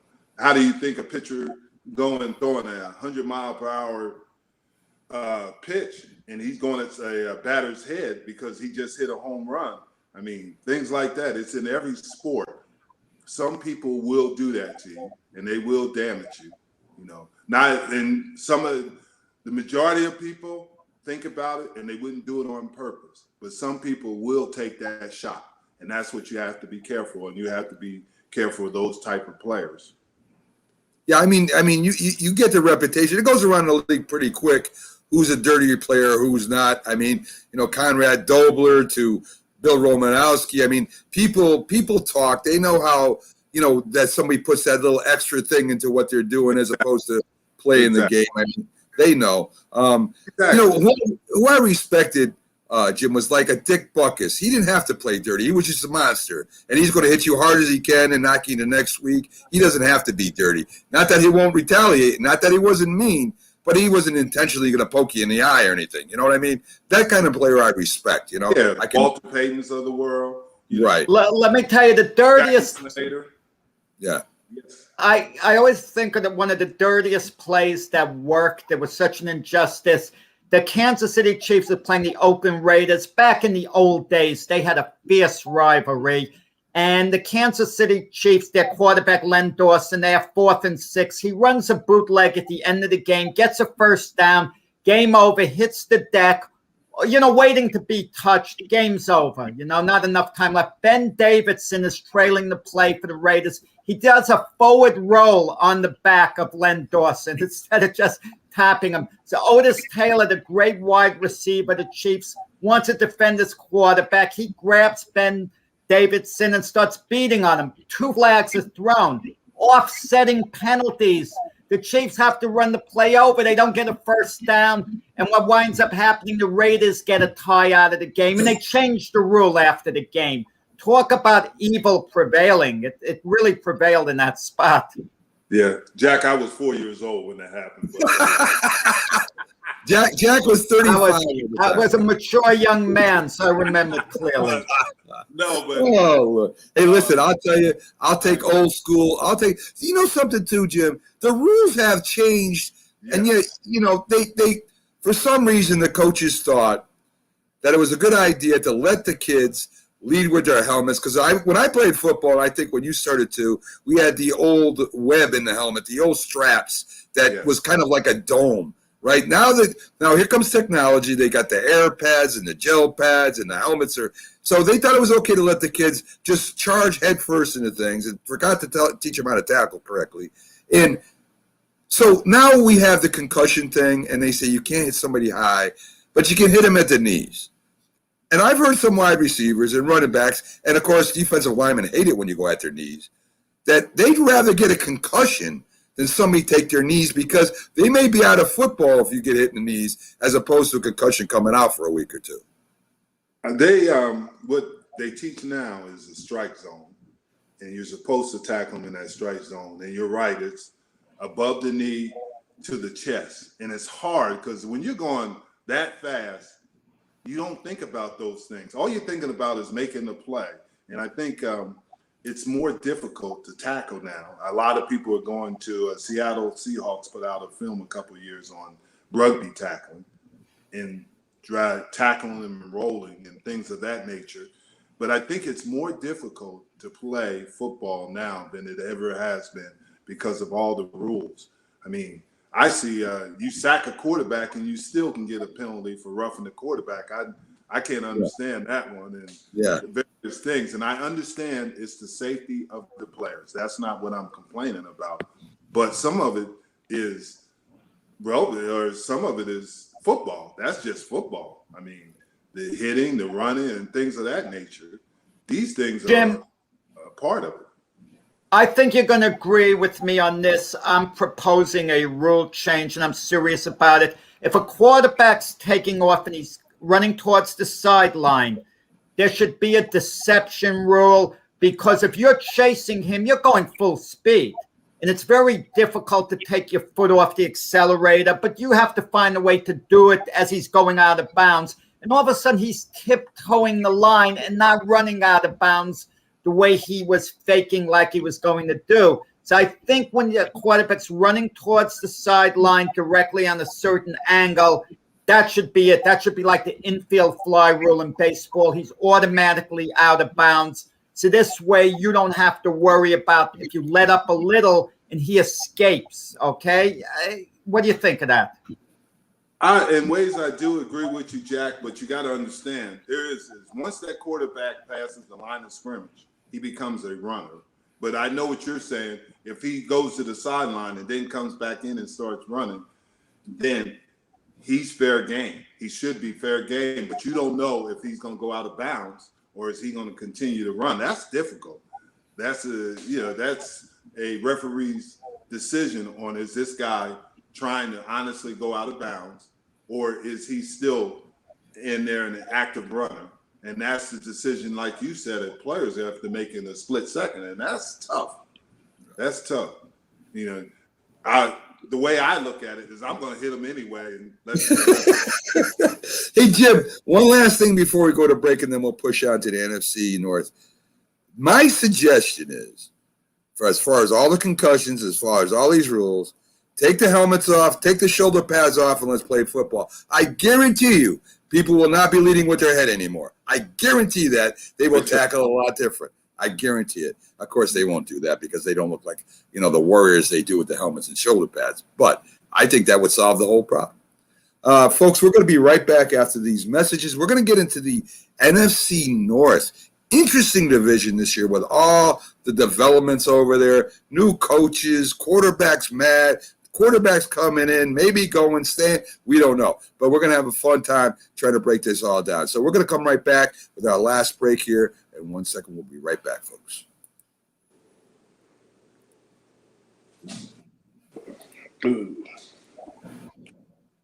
If you served honorably in our nation's armed forces and you're looking for a way to continue serving your fellow veterans in your community, then join AMVETS. Each year, AMVETS members volunteer millions of hours at VA healthcare facilities from coast to coast, helping to improve the lives of their fellow veterans through the VA Voluntary Services Program. AMVETS posts and departments also participate in a wide variety of community service projects, ranging from Americanism in our schools to supporting the Special Olympics and Boy Scouts of America.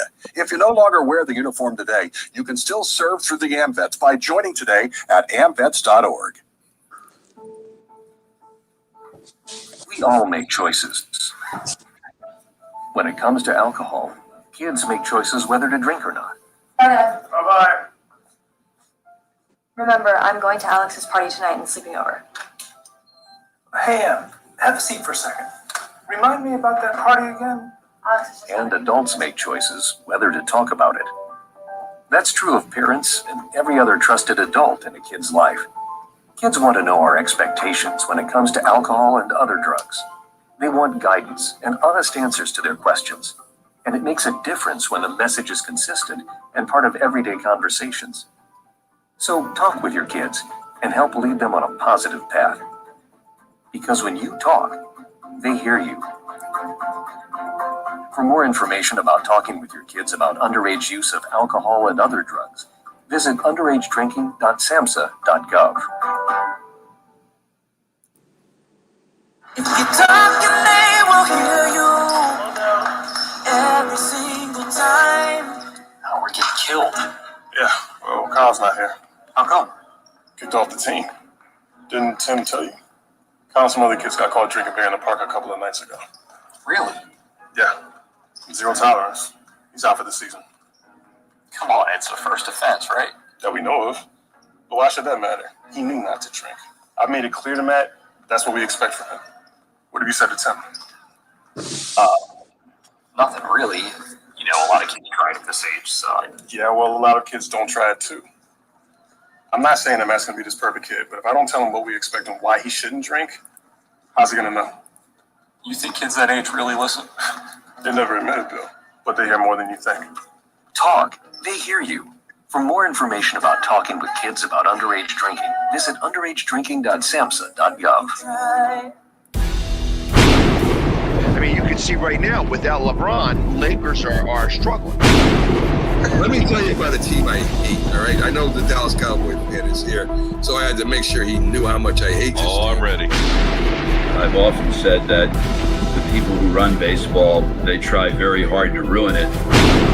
I'm from Brooklyn. I don't have a problem saying it to his face. Oh, I'm from Brooklyn. Hey, get us an each.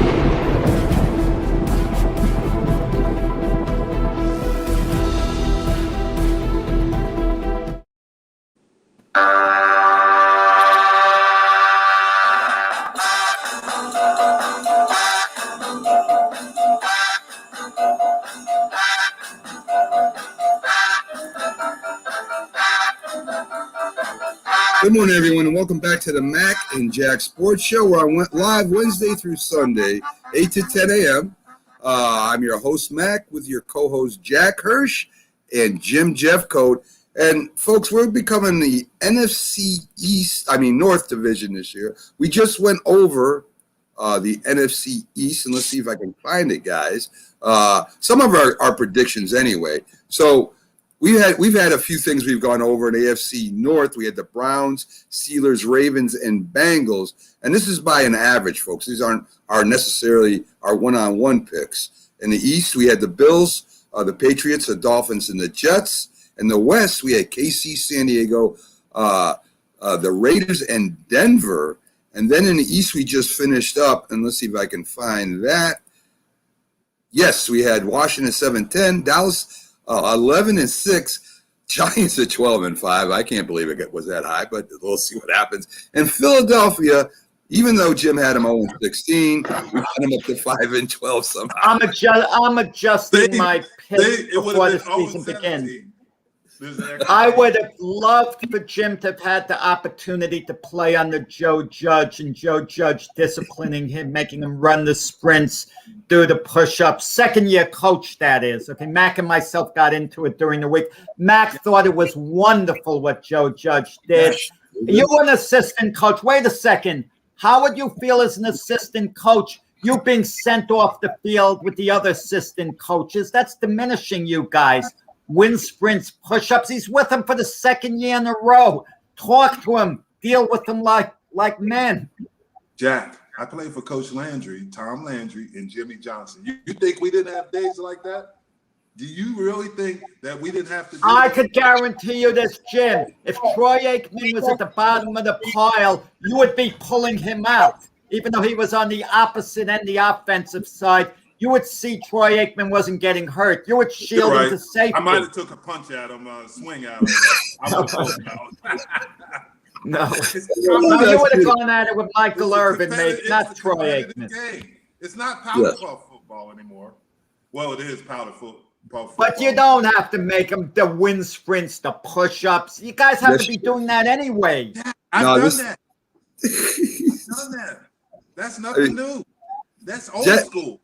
That's old school, but when 2021. So what? So what? I mean, the best coaches out there right now, in my opinion, are old school. You look at Mike Tomlin. You look. I'm telling you. You look at Mike Tomlin. You look at Bill Belichick. These are old school coaches. High school football coach. If he grabs a player by the chin strap now, he'll be fired from his coaching and his teaching position. But old school, they did that. That was normal.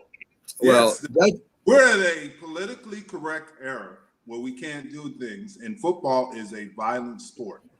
And we have to remember that. They've changed the game, like we've talked about, for the safety of the players, but it also takes away some of the enthusiasm or the excitement about football. Because, I mean, for a long time, what did they advertise? The hardest hits and things of that nature. There's a lot of players that probably couldn't have played today under the rules that played in the past and had success. Yeah, I always say, I've said, and I truly believe that some of the quarterbacks today that are great might not have been able to play in the past years when they played. I don't know if Tom Brady would have lasted 6 years, 7 years back in the old way. I mean, they pounded you every time. And today, these quarterbacks are the beneficiary of rules. And not that there's anything wrong with it. That's the game now. I'm just saying, Can you imagine Tom Brady going up against a team like the Raiders or the Steelers back in the day when they punished quarterbacks? I don't know if Brady could have lasted. I don't know. I really don't know. Well, they openly said when you play, knock the quarterback out of the game. If a player said it today before the game, he's going to be suspended for at least a game. No question. No question. Yeah, so, I mean, they might be bigger and faster and stronger, but they sure aren't tougher than they were back then. And that's just being honest. That's just being honest. So let's get to the NFC North. It's got probably one of the interestingest, if that's even a word, divisions in football. You got the Green Bay Packers, who should be the favorites, who should be a Super Bowl contender. But Aaron Rodgers is unhappy. He's I don't know if how much of his heart and his mind's going to be into this year because of the personal rivalry between him and the GM. I would imagine once he gets on the field, it'll be forgotten and he's going to play the best he can. But I don't know. He complains about his players not being good enough to win the championship. I don't know how that affects the locker room now. I know the fans are kind of disgruntled with him. And a team that's been to the championship 2 years in a row, and I know there's players out there that will give their right arm to go to championship 2 years in a row, is now, I don't want to say a question mark, but now there's a lot of things going on there, Jim, right? I mean, suppose Troy Aikman came out and you guys went to the championship but didn't make the Super Bowl and said, well, we need new players because my team, we don't have the players to win the Super Bowl. How would that make you feel in the locker room? That would either we're gonna get better or we're gonna get worse. And I think what you just said is a opening for the Vikings. If they can do the things that they have to, if they can improve on defense, the Vikings might have a chance. Aaron Rodgers is obviously the best quarterback in that division. And I'm not saying I'm not a big Kirk Cousins fan and never have been, but I think they, knowing Mike Zimmer, working with Mike Zimmer, he'll have them ready to go and they'll be better. But the thing is that what you said, and the receiver Devontae Adams is upset over obviously his contract and things of that nature. I think that's the two best teams in the division. Is just who can get what you said, get organized, who can work together and put all this stuff. When you get on the field, you got to put all that stuff away. We've had when we were successful, we had salary issues with players, and you just, you got to, once you get on the field, it's about winning games and who can do that and which coach can get his team to understand that. Jim, the majority of the time, leadership comes from the quarterback position. And Michael Irvin said something that was very revealing, and Jerry Jones complimented him for it. He said, everyone should get the vaccine if you care about the team. If you care about your teammates, you have to be all in. And you look at the Vikings, and Kirk Cousins is resistant, and he's the so-called leader of the Minnesota Vikings. And what kind of message does that send? Good question. And that's an excellent point, Jack, what you make. And the vaccine is, like you said, to protect the players from serious illness and things of that nature.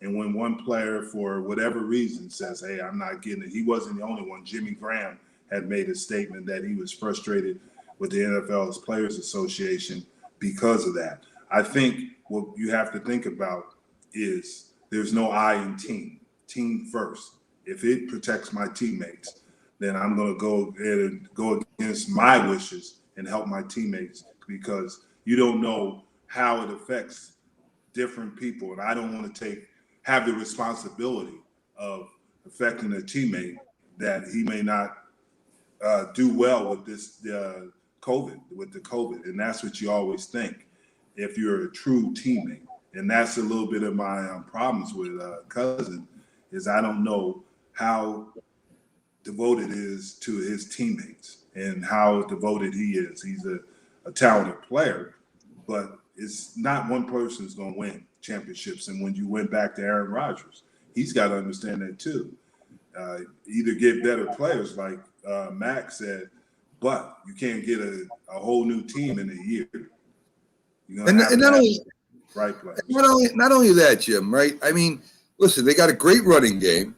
I mean, they really have an outstanding running game. To be honest with you, the only place that they've kind of suffered has been in defense. Their defense, a lot of times, hasn't stepped up to the plate, and that's where they need to concentrate. And it looks like they have done that. So, yes. I mean, and with Minnesota, as you brought up Cousins, there's like a Cousins curse with Minnesota, right? I mean, when he gets into the big games, for some reason, he doesn't play as well as he normally does during the season. Vikings had to improve their defense. They have one of the best, truly best running backs in the game.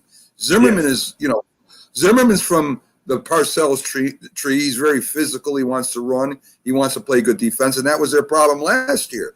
So with those two teams, I think the biggest question, again, is how will the team respond to all this offseason stuff that's been going on? Because they, to me, truly are probably the most talented team, maybe best roster in the league in that division.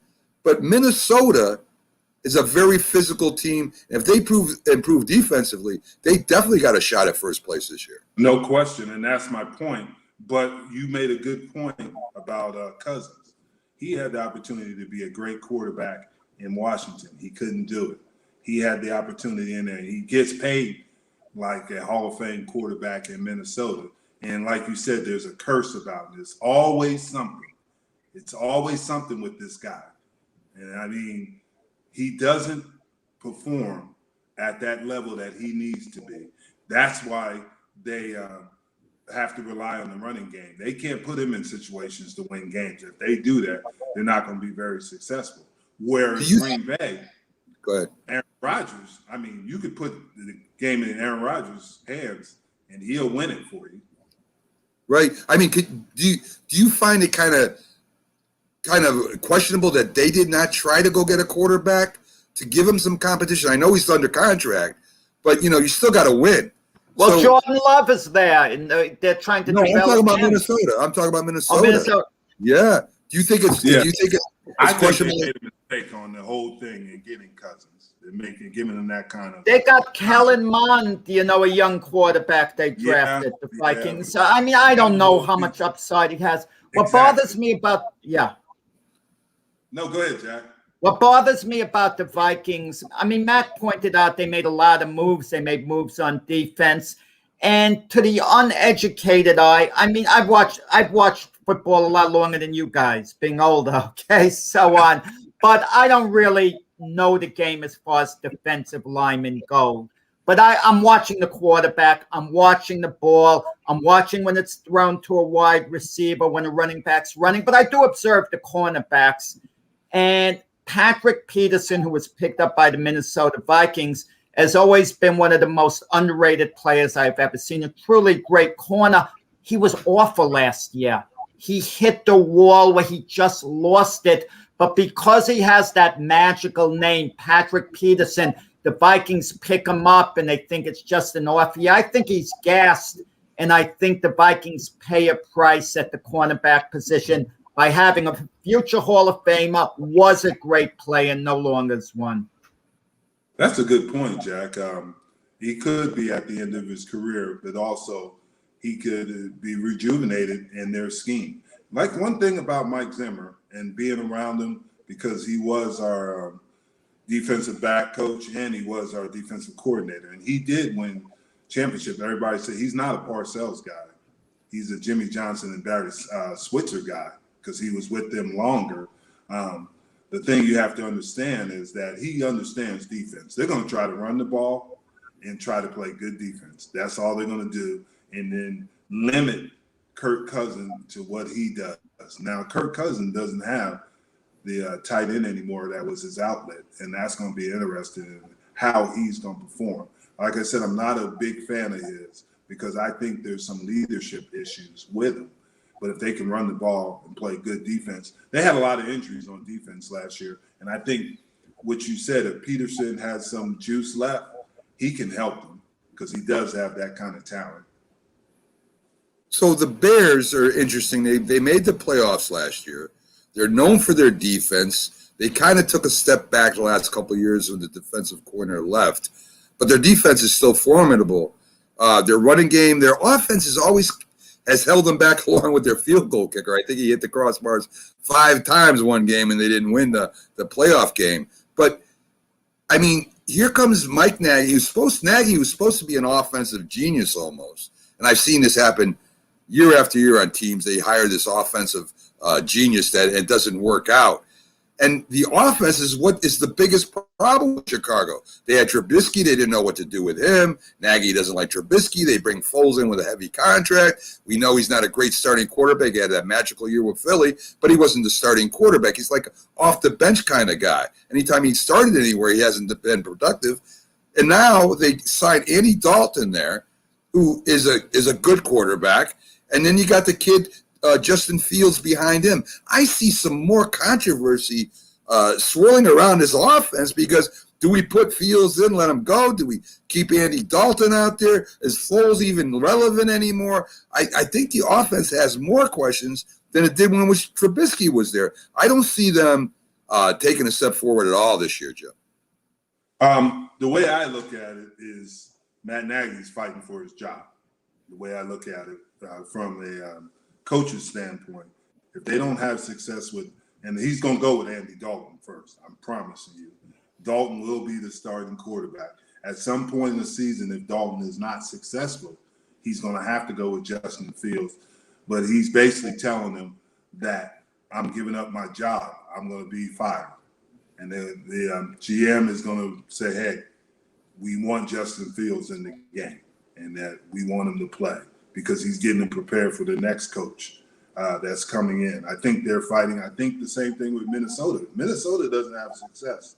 Zimmer's he's going to have problems, and he's going to be gone. So you got 2 teams in that division that have to win now. They don't have the chance of waiting to see if we can develop people. They can't develop them. They got to have people ready, and they got to go now. So I think back to Chicago, I think you hit it right on the nail. The offense is going to give them issues. Their defense is solid, but can they have enough offensive firepower to be successful?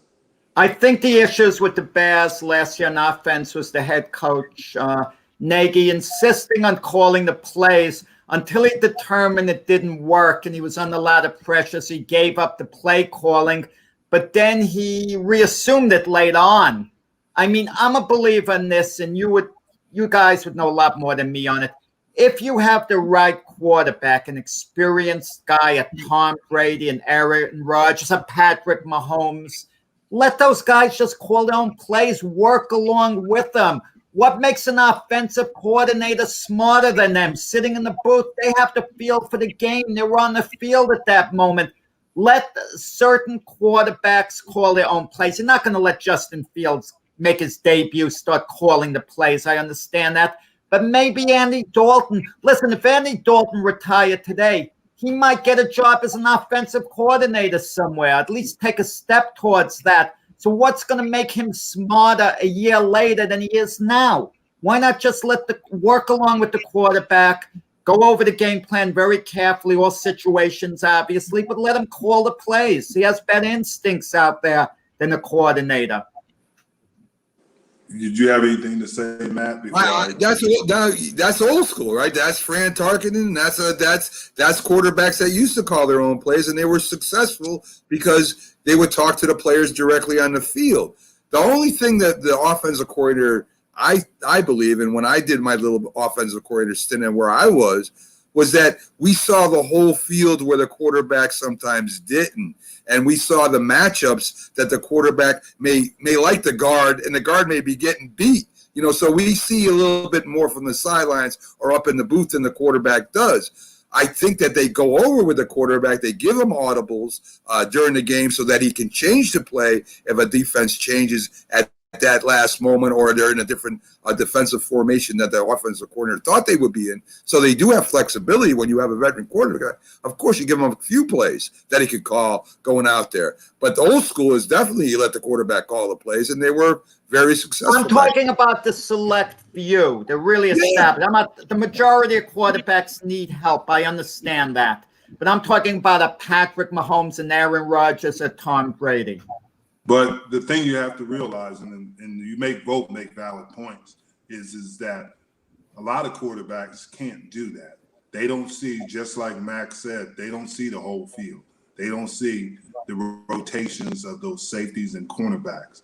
Are they going to cover 2 and to cover 3? And you say, well, they're supposed to know that. Yeah, but defense is disguised, and they don't see the matchup sometimes. And that's where you get yourself in trouble, where now you have a radio in your helmet. So an offensive coordinator can say, hey, this is what they're doing, and they can make on-field adjustments as the game is going on. Because if you remember, once they go to the field, go to the line, the radio goes off. And now that quarterback has an opportunity each play to know how they're attacking him and how he can adjust to it. And talking to that offensive coordinator that's up in the box, now they have that opportunity to get that done. That's where the offensive coordinator becomes valuable, because he sees things that the quarterback might not be seeing. He sees the tendencies. See, Jim, when I played QB way back when, at the high school level, my main read was the safety. And, we read the safety on whether he was falling back, coming to the line of scrimmage, and you knew whether it was going to be a zone or man-on-man. If he came up against the tight end, or he was keying off the power of the formation. That's how I kind of knew. And the blitz coming, hopefully you could tell the guy's creeping up. Sometimes he was faking out of it. But at that level, that stuff is disguised so well. They're coming in, they're coming out. There's multiple coverages. There's multiple defensive backs. And that's very hard to read on the line of scrimmage. You've got to be playing football a long time and be very intelligent. It's not 1 or 2 reads anymore. You're talking multiple reads going on at the same time. Very hard to tell right now. Yeah, no question. And you talk about Mahomes. Well, look what happened to the Super Bowl because of what Bowles did on defense, and the disguise he had Mahomes confused, which is hard. No, Mahomes wasn't confused. He was under such pressure that's put such a ferocious pass rush on him. He was running for his life all game. Jack, to make that effective, because we see Mahomes make plays when he's under pressure, is that secondary was playing pretty good. Yes. In the linebackers. Yeah. So those things happen. And when you can do that, and that's where the offensive coordinator, like you said, comes into play. He's got to recognize this is how they're attacking us. Can we adjust? How do we adjust to this? And he's got to make that quarterback understand this is the only way we can adjust to it, because schemes are different. And Jim, you got only so much time to run that play. That defense always has the last say. They can fall in or fall out at the snap of the ball almost, where the offense has to run that play. They can't make that last adjustment. So it's a guessing game a lot of times. It really is. So let's get to the Detroit Lions, America's best team for the last couple decades. Barry Sanders, Megatron, even Matt Stafford to a point are unbelievable players on a team that never can get it together. Your friend Dan Campbell goes over there. He's threatening to bite people's knees. He's threatening to do everything he can to get that team fired up. Good luck. I don't know what to say. That, to me, Jim, that organization has never been really about winning. They have never, ever gone. I follow Detroit. I follow football for years. And I follow Detroit. And Detroit never seems to have a plan, a real plan, right? They tried a lot of different things, but they really have no plan. They don't support their plan. I don't know why. Maybe you do. I have no idea. I don't have an idea, but I've seen Detroit teams, obviously, that had great individual talent. Yeah. But it just didn't seem like they can mesh it as a team. Over the years, you can talk about, you did Megatron, Barry Sanders, Lomas Brown. These guys were tremendous players. You can go back to Billy Sims. I was just thinking that. Together. You could never put it together and make it successful. They could never, with all the talent they had, they couldn't mesh it for whatever reason. Can Dan Campbell do that? It's going to be interesting because he's going to work hard at it, but can he get it done? Can he make them truly a team? because I think that's the issue. They've had great individuals, but can they play together as a team? It's got to be a front office problem. It has to be. It has to be. I have no other reason. Mm-hmm. You know, I'm taking a look at their coaching staff over here. I knew about Anthony Lynn coming over. I'm not the biggest Anthony Lynn fan. When you're saying Tyrod Taylor's you start over Justin Herbert, I don't want to say fortunately it was bad what happened to Tyrod Taylor, given the faulty shot by the doctor, inexcusable, but it opened the door for Justin Herbert to play week 1, and they never looked back. You have their defensive coordinator, Aaron Glenn. How could a guy like Aaron Glenn help defensive, tackles? It wasn't his position on defense, playing the corner. I mean, how can he help linemen? What does he really know about it? If you're a cornerback, what do you know to help linemen? Just like a defensive tackle, how can you specialize in helping a cornerback if it's not your position? Well, the responsibility to that is their front people, their linebacker coaches and their defensive line coach. They have to do the job, and they have to report to Aaron Glenn what they do best. There's a lot of secondary coaches that have been successful as defensive coordinators. There's a lot of linebacker coaches and defensive line coaches that have been successful that didn't play the secondary position or the D-line in there. So it's the coordinator understanding and meshing the defense. I think Aaron Glenn's going to do an excellent job as long as he listens and as long as he doesn't focus in on one position. He has to focus in on the whole group. So I don't think that's an issue. I think the big thing is now how fast can he get him up to speed on the defense he wants to play and how he wants him to play, because it's going to be different than what they played in the previous years. Yeah, I agree with that. So we're getting near the end of the show. I think, I don't even want to say it, but I think Green Bay is going to win the division, followed by, I think, Chicago, then Minnesota, then Detroit. What do you think, Jim? I think Green Bay is going to win the division. I think Minnesota, they got it. If they don't take second, Zimmer's gone. Then Chicago, and if they get in that position, Nagy's gone, and then Detroit. Yeah, I'm surprised you didn't take Detroit, Jim. I'm just surprised. I mean, off the top of my head, I would say Green Bay, Chicago, Minnesota, Detroit. The only thing I think the three of us are very firmly, feeling is Detroit's going to finish last. But listen, they made one gentle move, at least with their first overall draft choice. They could have went for the glamour position, Devonta Smith, a wide receiver, but they took Penei Sewell on the offensive lineman. So they're thinking straight, at least in that regard. Yeah, I agree with that. I just think I don't know. I don't know what to say about Detroit no more. I think they're going to get better. I think they're going to be a better team. They can't be much worse, Jim. They can't be much worse. They really nowhere to go but up. So that's interesting. Well, I don't know about the Packers. Yeah, I'm really not strongly thinking Green Bay will win the division. Minnesota could win the division. Chicago could win the division. I mean, I think it's going to be a really interesting division this year. So overall, we got Green Bay, Chicago, because Jack went with Chicago with me, Minnesota, and Detroit. So that'll be our pick for that. Next week, we'll probably head down to the NFC South and talk about them a little bit. Again, folks, Jim Jeffcoat and Byron Williams will be doing a YouTube special starting September 1st. It'll be on once a week for an hour to start, and they'll be talking about the NFL, the Cowboys, the Giants. That's right, talking shop. So stay tuned for that. I hope they have a little bit Jet talk in there. They could kind of mix it in as well. It'll be very little Jet talk, Jack.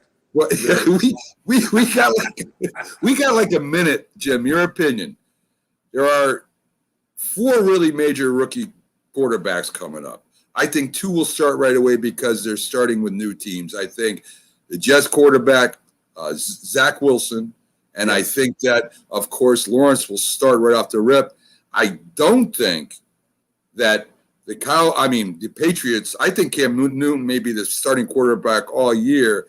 And I think Chicago's Dalton may be the starting quarterback all year. I mean, that's what I think. Well, what's your opinion?